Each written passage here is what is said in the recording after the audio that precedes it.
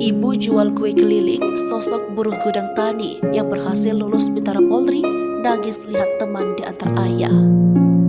Kisah haru datang dari Hikmawansa, pemuda asal Galesong, Kabupaten Takalar, Sulawesi Selatan yang berhasil mengejar mimpi menjadi anggota Polri.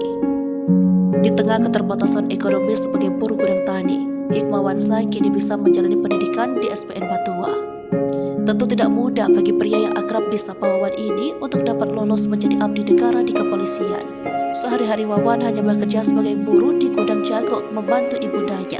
Hal itu dilakukan demi menopang kebutuhan keluarganya. Duduk di bangku kelas 2 SMA, ia bercita-cita sejak kecil menjadi polisi pun mulai menabung. Setiap kali menjadi buruh angkut, ia mendapat upah Rp50.000. Hasil tabungan dari celengan toples wafer itu pun dibuka Wawan saat mendaftar sebagai calon anggota Polri.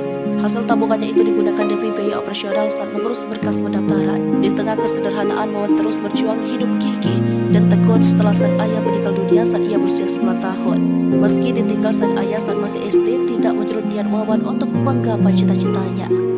Kebutuhan keluarga pun banyak dibantu oleh pendapatan dari sang kakak. Kepergian sang ayah kala itu membuatnya sedih saat pertama kali menginjakkan kaki di SPN Batua. Wawan kerap mengenang ayahnya yang menjadi idola hidupnya saat masuk ke sekolah kedinasan. Di saat siswa lain diantar sang ayah, Wawan harus tegar masuk sekolah kedinasan tanpa sang ayah.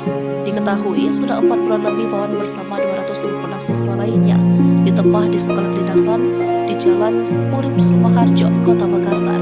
Nantinya Wawan bakal dilantik sebagai anggota Polri pada 6 Juli 2023 mendatang. Tampak momen Hikmawansa datang memeluk sang ibunya